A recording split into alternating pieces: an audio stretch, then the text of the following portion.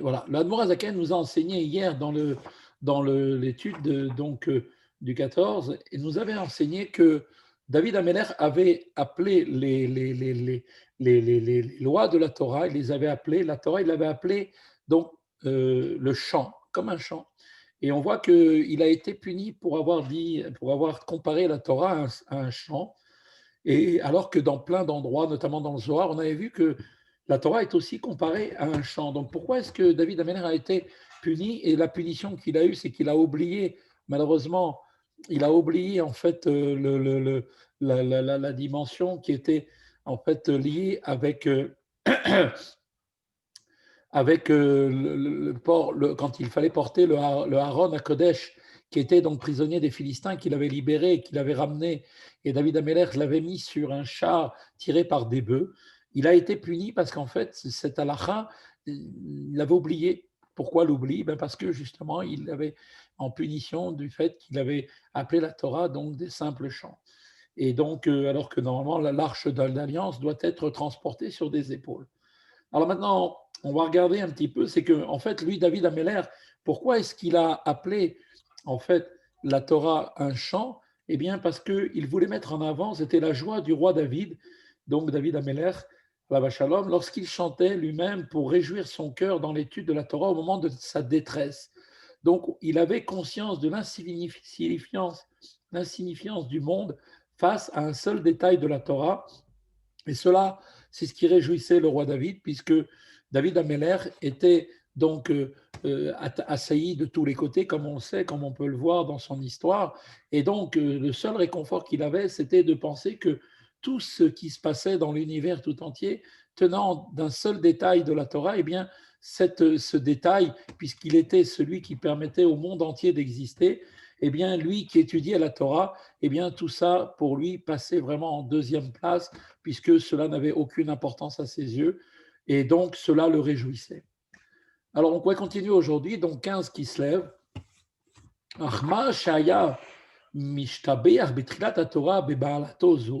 Toutefois, lui-même, pour avoir fait la louange de la Torah par cette qualité en disant, donc comme on l'a vu dans le Teilim 119, le verset 54, ils étaient pour moi des chants, des préceptes, eh bien, il fut puni pour ça. Dieu lui a demandé, et il lui a admonesté en lui disant, Zemirot Karati, là, Léo, tu les appelles des chants? Comment c'est possible? Mishum Shebehemet Malata Zo, parce qu'en vérité, cette qualité, à savoir que tous les mondes sont annulés devant un seul détail, Betelim Megabedikduk Echad Mimena, qui sont donc annulés devant un seul détail de la Torah, Imebrinat Achoraim Shel Omek Amarshava, n'est rien d'autre que l'aspect arrière et superficiel de la pensée supérieure, qui elle-même donc est bien sûr beaucoup plus élevée que tout cela.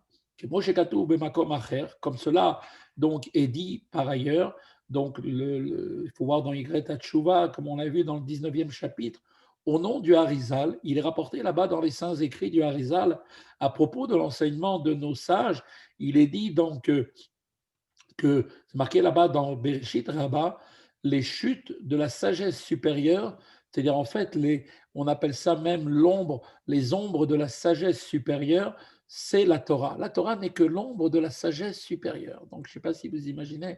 Donc, en réalité, d'où vient la Torah? Elle-même étant l'ombre, à l'image donc de l'ombre portée par la lumière qui reflète donc le corps d'une personne quand il marche dans la rue ou de n'importe quel objet. Eh bien, l'ombre fait partie donc d'une simple, d'une simple voile, en fait, c'est l'ombre, c'est le voile de la lumière qui se projette sur un endroit. Eh bien, la Torah n'est que l'ombre de la sagesse supérieure. Donc, c'est ce que disait le Harizal à propos de l'enseignement de Rachamim. Aval pnimit chez Beomek, en revanche, l'aspect intérieur de la profondeur de la pensée supérieure, chez Upnimit Torah, qui est l'aspect intérieur de la Torah qui se révélera avec la venue du Mashiach, Im Yochedet Ligambre Beor Ensof Baruchu, eh bien, cet aspect intérieur est complètement unifié à la lumière infinie, béni soit-il, de Dieu. Ameloubesh Ba Betachlit Ayechut, qui est revêtu donc dans une unité parfaite. les gabé en sof baruchu, par rapport à l'infini de Dieu, on voit qu'à ce moment-là, kol alamot kelo mamash, que tous les mondes sont comme rien, inexistant, en vefes mamash, inexistant et néant absolu. Comme il est dit, qui ata achelo nivra olam, car toi, Dieu, tu étais le même avant que le monde fut créé, et comme le dit la suite du verset, tu es le même depuis que le monde a été créé. Donc c'est une prière que l'on fait tous les matins, donc dans le Tana d'Eliyahu Rabbah, étant totalement insignifiant devant lui, c'est ça le sens.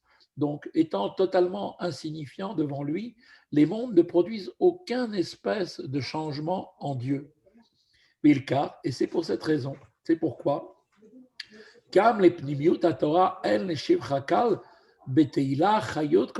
pourquoi on ne peut absolument pas non plus faire l'éloge de l'aspect profond de la Torah qui est totalement uni à Dieu en vantant cela, le fait qu'elle est la vie de tous les mondes. Même si c'est une louange que de dire cela, cela n'a rien à voir avec la Torah telle qu'elle est dans sa source, puisqu'elle est complètement sans aucune commune mesure avec les créatures. Dès lors que ceci, les créatures, sont totalement, dès lors krashivés, sont totalement, absolument insignifiants.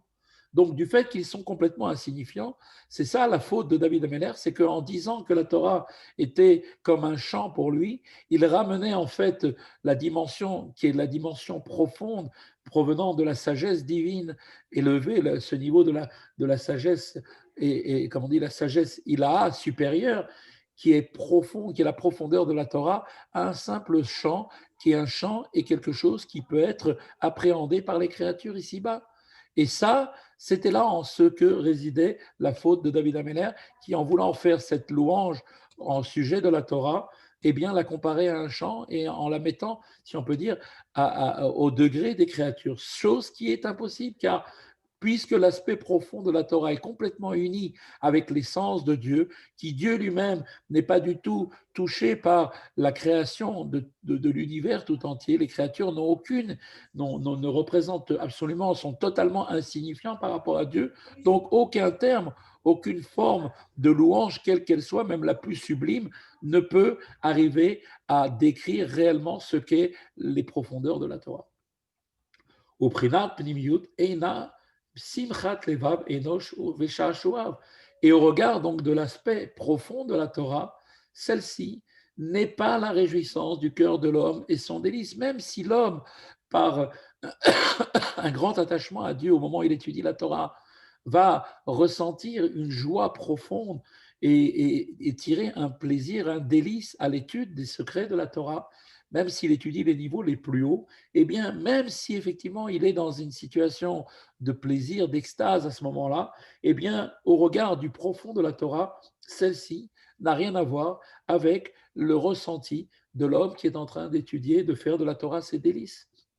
Et là, Kaviachol, Simchat Lev, Sha'ashui Ameler, Kadosh Bohu, Shemishta Ashba, mais si l'on peut dire, cela est plutôt la joie du cœur et le plaisir du roi à Kadosh Bohu.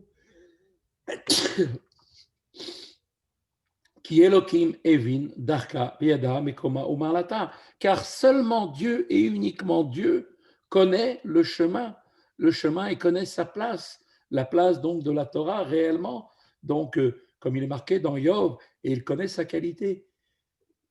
Excusez-moi. Et donc, Bediat Atzmo Keviachol, et Dieu a une connaissance de la Torah, de ce qu'elle est réellement en soi.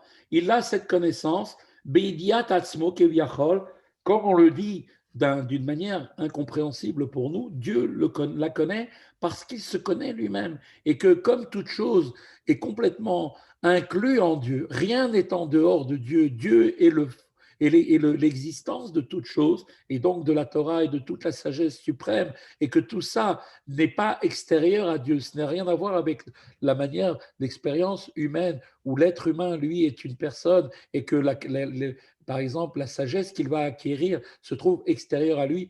C'est seulement une fois qu'il l'a compris, qu'il l'intègre en lui. Chez Dieu, tout est inclus en Dieu. Rien n'est en dehors de Dieu. Le monde entier, l'univers tout entier est en Dieu. Ce n'est pas Dieu qui se trouve dans l'univers.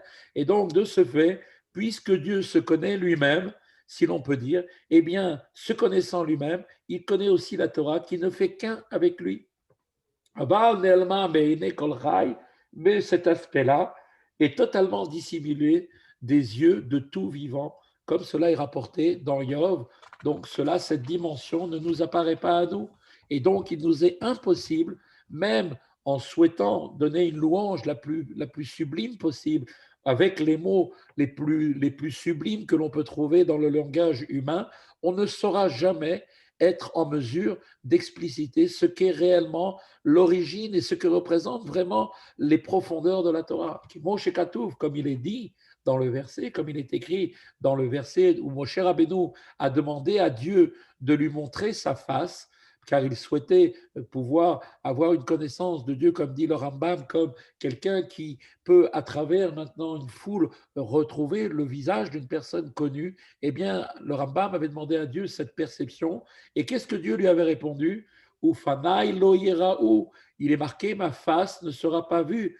De quoi parlons-nous là-bas? Dainu bechinat miuta, ce qui fait référence à l'aspect profond de la Torah. Le mot fanai, ma face, évoquant justement l'idée de pnimiut, qui veut dire en fait l'aspect profond, puisque la face, panai, vient du mot pnimiut, qui veut dire en hébreu la profondeur. Comme cela est expliqué, donc à cet endroit, dans Igrot à Kodesh, au nom du Harizal, qui a bien développé ce sujet-là. Vezeu She'amar Akatou, et c'est là ce que dit le verset des Proverbes. Il dit qu'il est marqué, j'étais pour lui, pour Dieu, et comme c'est marqué, il était marqué là-bas, donc dans un délice pour lui précisément. La Torah, elle disait de Dieu, j'étais pour Dieu un délice. Donc pour Dieu, oui, parce que Dieu était capable de comprendre, de savoir réellement ce qu'est la Torah. Il pouvait effectivement être, si on peut dire, maître et posséder cette Torah, puisqu'elle est en lui, elle fait partie de lui. L'ordre des mots dans le verset indique clairement que la Torah est le délice de Dieu exclusivement. Car quand bien même le plus grand des tzaddik, même Moshe Rabbeinu, ne peut pas atteindre cette perception en étant vivant. Comme il dit, ma face, c'est-à-dire ce côté profond, cette profondeur de l'étude de la Torah, de la sagesse suprême, ne peut pas être donnée à un être tel qu'il est, vivant de chair et de sang, tel qu'il est limité dans cette vie, telle qu'elle est aujourd'hui. Seul cela sera possible quand nous atteindrons les temps messianiques et avec la venue du Olam Haba, où là, il y aura une révélation des profondeurs donc de la face de Dieu, où nous pourrons, comme c'est marqué, Viru Kolpanav, comme c'est marqué Aïn Baïn, on verra avec nos yeux, on verra ce qu'est la profondeur de chaque chose. Mashrakat lefanai, donc de même dans la phrase suivante qui décrit la Torah, comme jouant, c'est la Torah qui joue comme un enfant devant lui, c'est-à-dire devant Dieu. Lefanav davka, dainu, beprinat, penimiuta. Le verset indique précisément devant lui, lefanav, terme qui dérive lui aussi du verbe panim, qui veut dire la face, qui se rattache à la pnimiut, qui est encore une fois ici l'aspect intérieur. Pourquoi? Car il est fait référence à cet endroit-là, à l'aspect profond de la Torah, qui donc s'amuse, si on peut dire, qui va s'ébattre devant l'infini divin pris dans sa dimension profonde. Donc la Torah est pour Dieu comme un enfant qui joue devant lui, et donc c'est seul Dieu qui a la connaissance de ce qu'elle est. Rabbi Shlomo Zalman explique à présent que la Torah, prise à son degré sublime, dont seul Dieu se délecte, malgré tout, s'abaisse néanmoins pour nourrir les âmes juives. C'est la raison pour laquelle la Torah est dénommée Omen. Elle est appelée Omen. Elle est appelée un nourricier, quelqu'un qui nourrit, un pédagogue, à l'instar d'un pédagogue qui assure l'instruction de l'enfant. Valzé Amar, et à ce propos, il est écrit ce degré profond de la Torah, il est dit, comme c'est marqué dans les Proverbes, et j'étais pour lui Amon, comme il est marqué, Vaïa, Veillé, Eslo Amon, et la Torah fait la dracha, explique là-bas, Altikre Amon, et la Uman, ne lit pas Amon, mais Omen, qui veut dire exactement comme c'est marqué au début de Bereshit Rabbah, un nourricier, un pédagogue. Donc la Torah est en fait pour nous les âmes juives comme non pas seulement un nourricier, mais plutôt comme un pédagogue qui nous permet donc de nous éduquer dans ce sens. Ce degré transcendant de la Torah se rapporte à qui? Eh bien, aux âmes juives, en tant qu'elles-mêmes, ces âmes juives, eh bien, puisqu'elles transcendent le monde, comme il est marqué au début du Tanya, Chelek Elokai Mimal Mamash, une étincelle divine se trouve au sein de chaque juif. Donc, chaque juif possède cette dimension qui est en fait, qui transcende le monde. Eh bien, effectivement, c'est pour ce degré-là de la Torah qui est uniquement, se rapporte aux âmes juives. Il ne saurait en revanche être regardé comme source de vitalité du monde, parce que seul l'aspect arrière et extérieur de la Torah s'y trouve attaché. Donc on voit effectivement maintenant, les choses sont bien remises à leur place. Qu'est-ce qui nourrit, qu'est-ce qui fait exister le monde? C'est la partie qui est en fait la partie extérieure de la Torah, qui elle-même donc vient donner la nourriture et donne l'existence au monde tout entier. Comme il est dit, si Dieu, les Juifs n'avaient pas accepté la Torah au mont Sinaï, Dieu aurait ramené le monde entier au néant, car le monde entier ne tient que sur l'aspect de la Torah. De quel aspect s'agit-il ici? De l'aspect extérieur, qui est donc cet aspect que l'on appelle donc les détails de la Torah liés dans la dimension donc des halachot qui sont apprises. Maintenant, pour le peuple juif, la dimension qui se révèle en eux est le niveau transcendant, c'est l'aspect, donc cet aspect intérieur de la Torah qui est donné donc uniquement aux âmes juives. Et au sujet de cet aspect extérieur, arrière et extérieur de la Torah, qui donne la vie à l'enseignement de tous les mondes, c'est cela qui est dit, voilà le sens de ce qui est dit dans le verset suivant, marqué toujours dans les Proverbes, jouant sur son globe terrestre, mes délices, ceux de la Torah, sont avec les fils de l'homme, comme c'est marqué. Voilà, donc effectivement, mais comme il est dit,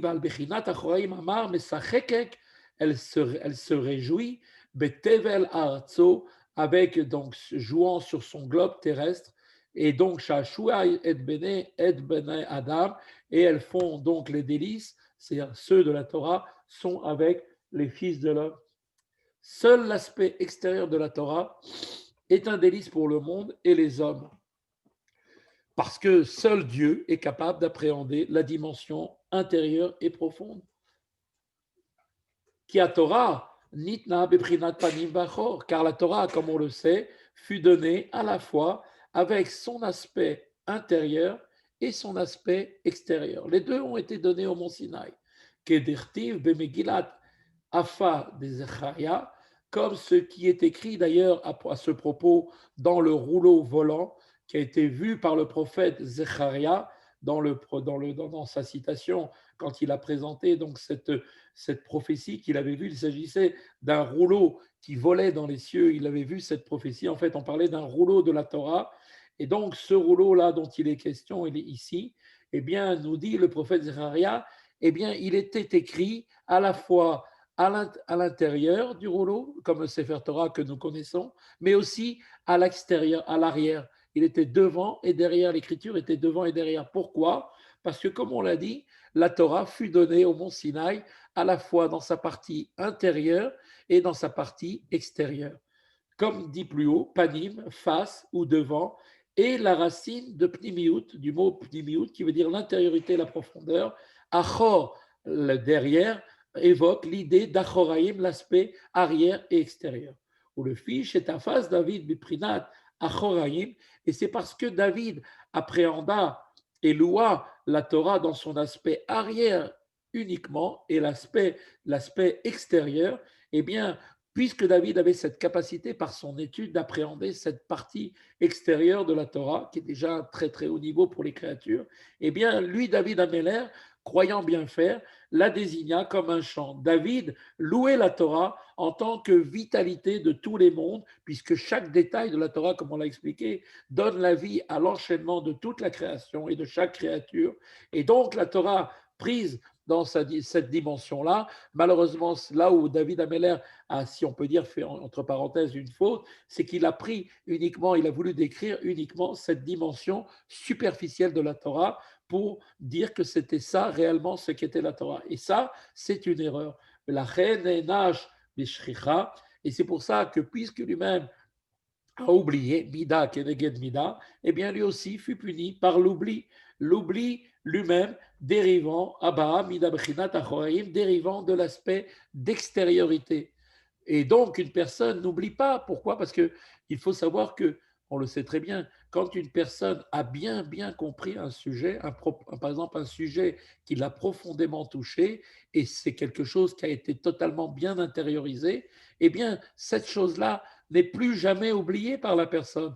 Ce qui est oublié, c'est ce qui reste, en fait, ce qui est resté pour elle superficiel, extérieur. Quand quelque chose est simplement survolé, une étude, une idée est simplement vue de manière extérieure, eh bien, cette idée du fait qu'elle ne procède pas de l'intériorité profondément, d'avoir touché profondément la personne, eh bien, c'est pour ça qu'il est possible d'oublier.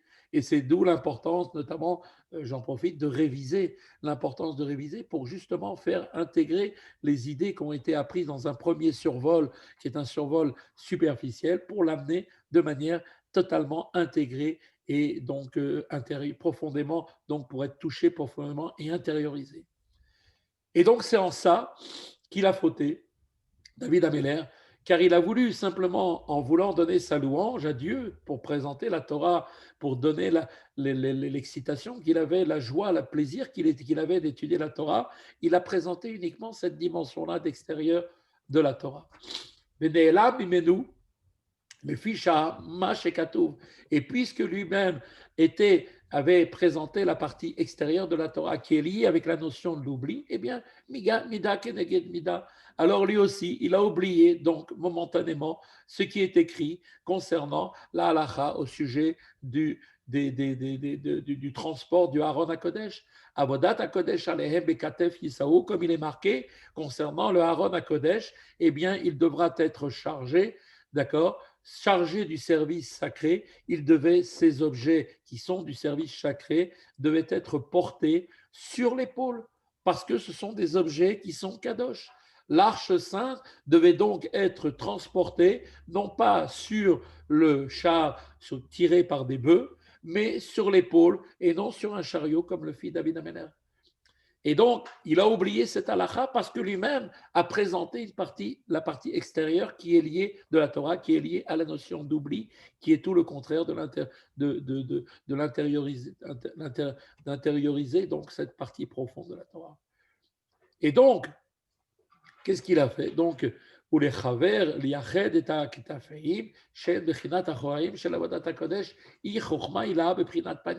et pourquoi nous dit-on, doit-on porter tous les objets saints sur les épaules afin de joindre la dimension spirituelle et d'unir la dimension que l'on appelle les épaules, qui les épaules, comme imaginez dans un être humain, il y a la tête en haut, tout de suite après, il y a le cou, et ensuite, après, en descendant, on a les épaules.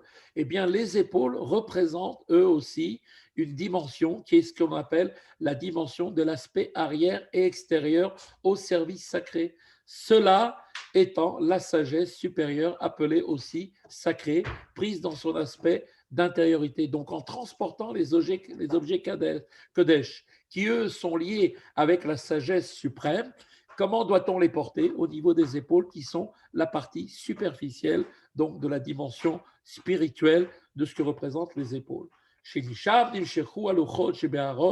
Duquel donc de son aspect intérieur de la Torah, cette sagesse suprême qui est la Torah, duquel dérivent les tables de la loi qui ont été transmises à Moshe Rabbeinu, qui se trouvaient dans l'arche. Qui Moshe Katouf, comme il est écrit, comme il est marqué, ainsi qu'il est écrit dans la Torah, dans l'Exode, au sujet du don de la Torah, il est dit que la Torah, elle était écrite, elle était écrite, la Torah, sur les deux faces, d'un côté à l'autre. Vous vous rappelez, vous vous souvenez, vous connaissez, je pense, ce midrash, où on dit que les tables de la loi qui avaient été transmises à Moshe Rabbeinu étaient des tables carrées. Donc, c'était des cubes. Et donc, les lettres de la Torah, quand on regardait le cube dans chacune des facettes, on retrouvait les 10 commandements parfaitement bien écrits. Il y avait donc les lettres, elles transperçaient la matière d'un bout à l'autre et elles se mettaient dans les quatre faces, ce qui permettait d'avoir donc sur toutes les sur donc pardon sur les deux faces, excusez-moi, avant et arrière, on voyait donc puisque les lettres transperçaient donc la matière, eh bien on voyait donc l'écriture qui passait d'un côté à l'autre. כמו שכתוב בירושלמי דשקלים, שלא הייתה בהם מבחינת פנים ואחור, comme expliqué là-bas dans le Talmud de Jérusalem, au traité Shkalim, il est rapporté là-bas, les tables n'avaient pas d'endroit, panim et d'envers, puisque qu'on les tournait dans un sens ou quand on les tournait de l'autre, elles étaient les lettres, donc traversaient complètement la matière des tables, et donc, puisqu'elles n'étaient ni il n'y avait pas une notion avant et arrière, eh bien, on pouvait dire que les 10 commandements des deux côtés étaient pareillement présentés, les deux côtés étant l'endroit, le côté panim profond, ce qui signifiait que les tables de la loi elles-mêmes appartenaient dans leur entièreté à la dimension profonde et intérieure pnimiout, et c'est la raison d'être du transport de l'arche sur les épaules, qui les épaules, eux, représentent la dimension de cette dimension spirituelle, qui était donc la dimension